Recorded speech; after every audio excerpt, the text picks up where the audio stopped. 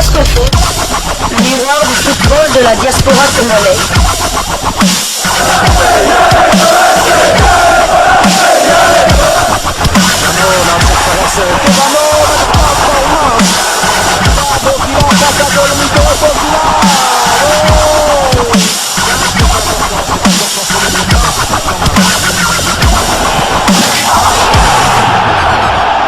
Diasco Foot, le miroir du football de la diaspora congolaise. Vous êtes sur Diasco Foot, le miroir du football de la diaspora congolaise. Diasco Foot vous dit bonjour, tout le plaisir est pour nous de vous retrouver, mais surtout de savoir que vous êtes nombreux en train de suivre votre chaîne YouTube dédiée uniquement aux footballeurs de la diaspora congolaise. C'est l'heure de partager avec vous sur quelques actualités concernant certains de nos internationaux. La République démocratique du Congo sera engagée d'ici quelques jours dans les éliminatoires de la Coupe d'Afrique des Nations au Côte d'Ivoire 2023. Et donc nos internationaux congolais qui continuent à jouer en championnat, bien que ce championnat arrive à son terme, continuent donc à performer, à s'illustrer. C'est le cas notamment de Meshak Elia dont nous allons vous parler ici, mais nous débutons ces quelques informations qu'on a pu récolter pour vous par la Belgique. La Belgique où l'international congolais Théo Bongonda et son club de Racing Club de Genk plus fort que Charleroi, toujours en course pour une participation à l'Europa Conference League la saison prochaine, bien évidemment. La formation du UKRC Genk de Théo Bongonda qui recevait le Sporting Charleroi hier mardi 10 mai s'est imposé sur le score de 3-2, 4 jours après le nul en déplacement sur le terrain du même adversaire. Charleroi était le premier à se montrer dangereux et finissait par ouvrir le score à la 34e minute par Marco. La réaction de Racing Club de Genk intervenait à la 55e minute par le truchement de Paul Onwachu avant que les coéquipiers de Théo Bongonda ne passent devant suite à un but contre son camp d'un défenseur du Sporting Charleroi. 2-1, nous sommes à la 59e minute. 6 minutes plus tard, Carlos Cuesta a ramené la marque à 3-1 et Dan Aymans réduisait le score pour Charleroi à 3-2. Lancé à la 76e minute, l'international congolais Théo Bongonda et ses coéquipiers ne parvenaient plus à inscrire le moindre but et vont finir vainqueurs sur ce même score de 3-2. Ils se classent deuxième derrière la Gantoise qu'ils vont affronter lors de la prochaine journée. C'est donc bien parti pour l'international congolais et son club du KRC Genk qui tente de se qualifier pour l'Europa League Conférence de la saison prochaine, une compétition où Cédric Bakambu et l'Olympique de Marseille ont atteint le stade des demi-finales. Ils ont été éliminés, rappelez-vous, par Feyenoord de Rotterdam. C'était lors du match aller, c'était une défaite de 3-2 en Hollande. Et au match retour, 0 but partout qui a éliminé l'Olympique de Marseille. Et Théo Bongonda a envie de jouer une compétition continentale interclub et nous souhaitons que cela arrive bien évidemment. Alors nous poursuivons avec ces quelques informations qu'on a pu récolter pour vous. Je l'ai dit en introduction que parmi les internationaux congolais qui se sont illustrés avant le démarrage des éliminatoires de la Coupe d'Afrique des Nations au Côte d'Ivoire 2023, il y a bien évidemment l'ailier congolais ancien du tout-puissant Mazembe Anglebert, Elia Meshak qui a claqué un doublé et Young Boys de son équipe s'est baladé au terme d'un match plutôt aisant, plutôt facile pour le club suisse. En ouverture de la 34e journée de Super League suisse, le club de Young Boys de Berne et Elia Meshak se sont imposés devant Saint-Gall par 4-1.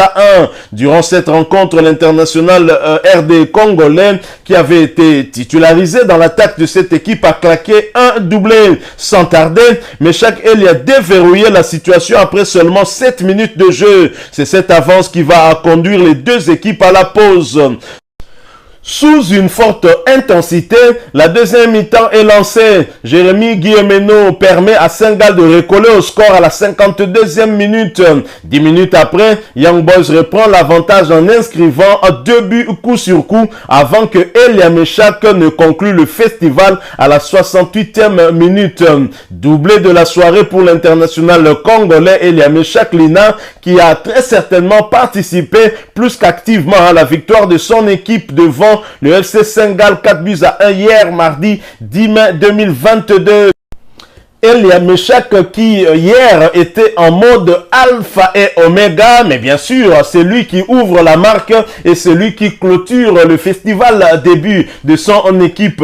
Tant mieux pour lui, hein. Il retrouve la confiance après quelques matchs sans marquer de but, hein, même si il a toujours la confiance de son entraîneur, hein. Il s'est toujours bien comporté sur le terrain et c'est de bon augure, hein, pour les échéances qui nous attendent. Alors l'attaquant de notre équipe nationale Elia Meshak qui a inscrit le but de la rencontre, hein. Le premier c'était à la 7e minute de jeu, puis le dernier but de son équipe était donc un alpha et oméga pour ce match, hein. Non seulement pour son équipe mais pour toute la rencontre. Et grâce à cette belle victoire réalisée à domicile, Young Boys de Berne conforte sa 3e position au classement partiel du championnat avec 56 points et reste quand même au contact du podium, hein, en restant à une longueur du FC Ebal qui occupe la 2e position jusque-là. Très belle performance donc pour cette équipe suisse qui est tenant du titre de ce championnat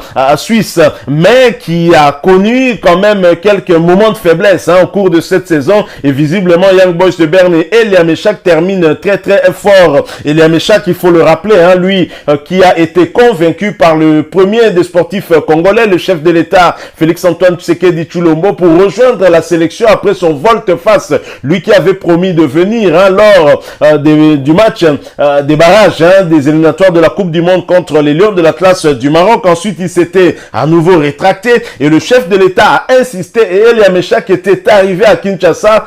Il n'a pas joué le match aller, hein, pour une raison évidente. Il est arrivé la veille de cette rencontre du 25 mars dernier contre les Lions de l'Atlas du Maroc et donc il ne pouvait pas être aligné par le technicien très expérimenté Hector Raoul Cooper et donc il a été laissé au repos. Il a été aligné, titularisé lors du match retour. Malheureusement, sa titularisation n'a rien apporté à l'équipe nationale, hein. On a été étrié par les Lions de l'Atlas sur le score de 4-1. La réduction du score est venue grâce à un certain Ben Malango Ngita, ancien du tout-puissant Mazembe Anglebert, tout comme Elia Meshak. Ben Malango Ngita dont nous allons en parler tout de suite, hein, puisque il a eu aussi également à se montrer décisif une fois de plus, hein. Nous en parlons d'ailleurs après cette courte pause. Diasco Foot, le miroir du football de la diaspora congolaise.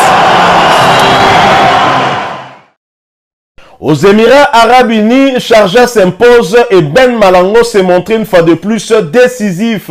Sharjah s'est imposé à domicile sur le score de 3-1 face à Korfakan. Titulaire, Ben Malango Ngita a ouvert le score. L'international congolais a du reste joué l'intégralité de cette rencontre à la pointe de l'attaque de son équipe. Il s'agit de son 11e but, toute compétition confondue pour cette saison. Lui qui ne s'était plus montré prolifique en termes de buts en club depuis son retour de blessure. Depuis 2 matchs maintenant, Ben Malango a retrouvé ses sensations et a inscrit des buts, hein, au courant des 2 matchs successifs. Félicitations à lui et je pense que c'est un signal très fort qu'il lance à l'entraîneur, hein, Hector Raoul Cooper, pour l'échéance qui nous attend. Déjà ce rendez-vous prévu le 4 juin prochain contre le Gabon dans le cadre de la première journée des éliminatoires de la Coupe d'Afrique des Nations Côte d'Ivoire 2023.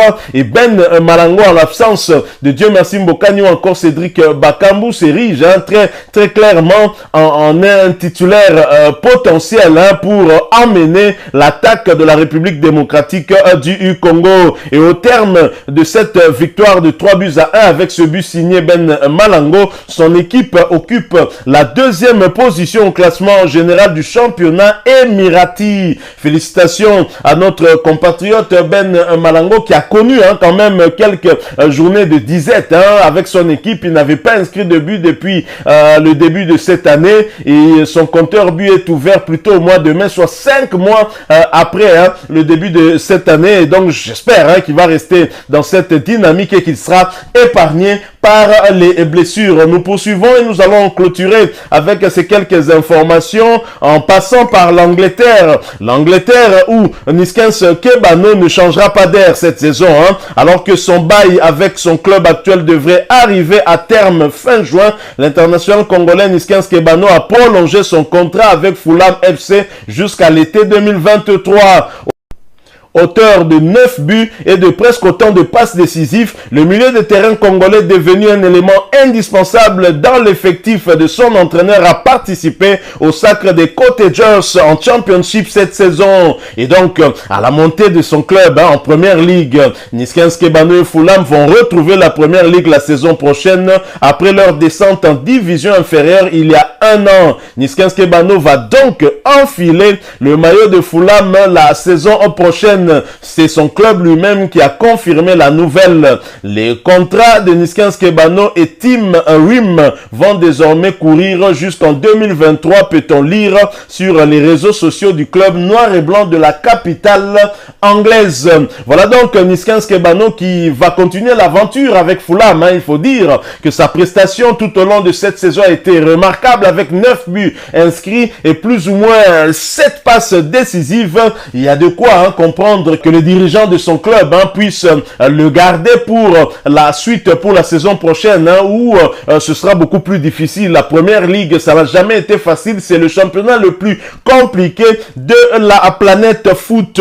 Nous terminons cette information encore une fois par cette mauvaise nouvelle qui nous a frappé, la disparition de Jody Lukoki en Hollande. Et la Fédération congolaise de football association n'a pas dérogé à la règle et qui a publié ce message sur son site internet.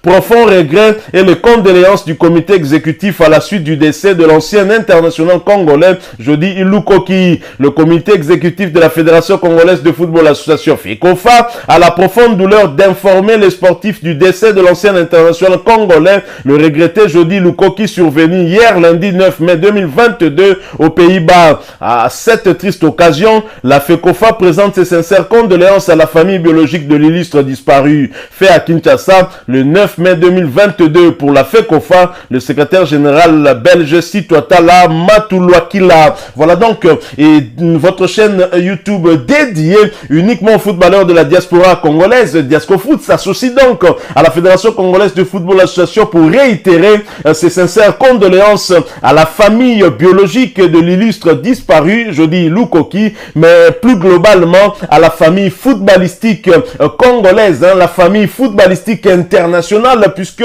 c'est un joueur né à Kindu dans la province du Maniema, mais qui a été formé du côté de l'Ajax d'Amsterdam. Jody Lukoki, paix à votre âme. Merci à vous qui nous avez suivis. Nous sommes arrivés à la fin de ce sujet. Si vous l'avez aimé, laissez-nous un maximum de j'aime. Merci de partager avec nous votre opinion en nous la laissant à travers un commentaire. Abonnez-vous sur cette chaîne Diascofoot parce que nous sommes le miroir du football de la diaspora congolaise. Une fois abonné, n'oubliez pas d'activer la petite cloche de notification. Cliquez tout simplement sur celle qui va apparaître lorsque vous serez abonné. Encore une fois, merci à vous. Avec espoir de vous retrouver très bientôt dans un autre sujet d'actualité. En attendant, portez-vous bien et Diascofoot vous dit au revoir.